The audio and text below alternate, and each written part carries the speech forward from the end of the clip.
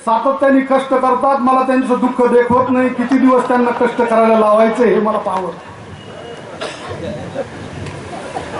काल आमचं सुनीलनी सांगितलं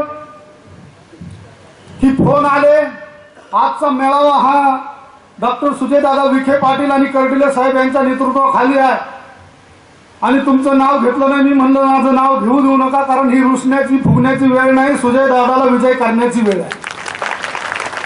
आणि मग सुजयदादा तुम्हाला एक सांगतो, जरी सोयरी कर्डिले साहेबांनी जमवली असेल तर कलोरा मीच तुमचा आहे. आणि कलोरा असल्याशिवाय लग्नात मजा नसते.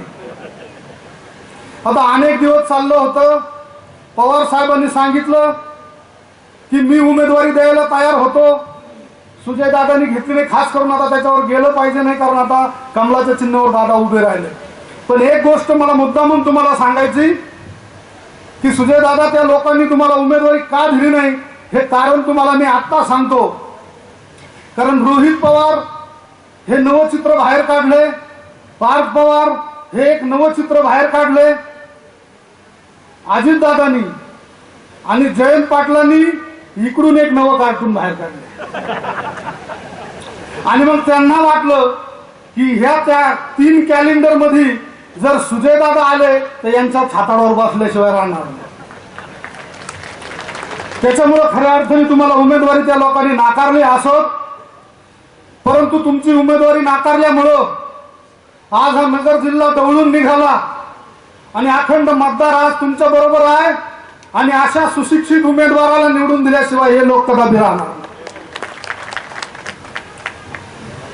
दुसरी गोष्ट मला सांगावीशी वाटती की तुम्हाला धन्यवाद द्यावे वाटतात की तुम्ही हा मेळावा ठेवला आणि मला ह्या तालुक्याच्या लोकप्रतिनिधी शेजारी बसायला मिळालं. नाही तर भेटच कुठे आमचं, ते तिकडं ना आम्ही इकडं.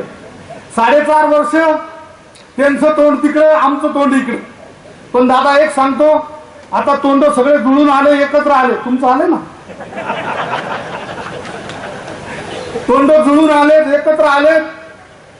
परवा विजय आवटेंनी जसं सांगितलं की ह्या देशात काम करताना खासदार कसा असला पाहिजे, कर्डिले साहेब त्या ठिकाणी उपस्थित होते. हिंदीवर त्याचं वक्तृत्व असलं पाहिजे, इंग्रजीवर त्याचं वक्तृत्व असलं पाहिजे आणि त्या माणसाची कमांड असली पाहिजे की गोरगरिबांनी सामान्याचे प्रश्न सोडवायचे. आज जर ह्या दक्षिणेत बघितलं तर सुजयदादा एकच माणूस आहे की प्रश्न सोडवतात. कुणी उमेदवार दिसत नाही.